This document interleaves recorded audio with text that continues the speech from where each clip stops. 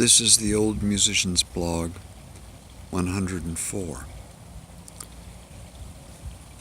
As a collector of images, memories, I often wonder about the boundaries and the use case scenarios of what people can do. What it's okay to do, what is the etiquette, how does one maneuver through the possibilities of collecting images.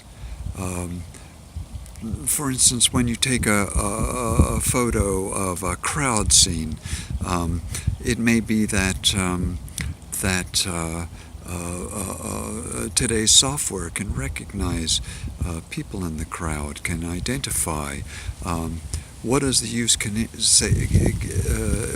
case scenario of a picture that I've taken that holds the images of other people in it? What are the rights of the other people? Generally, I'm not a big believer in the copyright system as it as it exists today. I think that it's in the service of control and power, and that the information itself that's contained and that would be useful to the public at large is not the purpose of it. And I also don't think that it's very good at protecting the artist or the inventor. That it's more a case of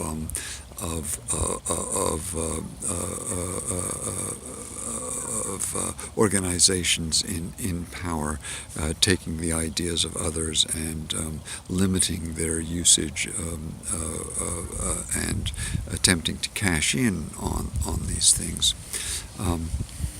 But information, to a great extent, is, to my mind, is about remembrance, and the remembrances of who people are and what they are in a moment of time. And I like to collect. I feel that for some reason there's a certain purposefulness for me in collecting these memories.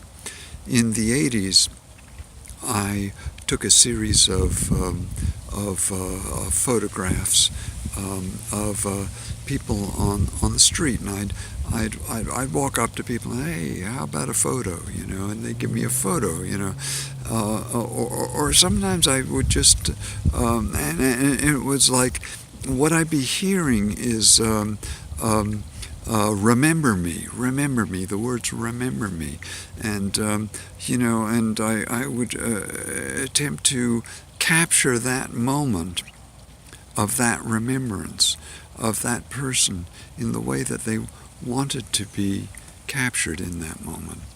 And those photos became valuable to those people as a historical record. And today, that recording is being done to a great extent, in my opinion, on social media. And I find the same kind of remembrance available to myself as a collector, as a curator, as an instigator of memory, by taking screenshots of social media. And often it seems like now when I come across a piece of social media, it's okay to share that onto the platform from which it's acquired. For instance, if I see something in Facebook and I think that's interesting, I can share it on Facebook to others. But how about if I take a screenshot of it and share it to a different platform? How does that translate into the method that media has to propagate the memories of others cross-platform? What is the meaning of this?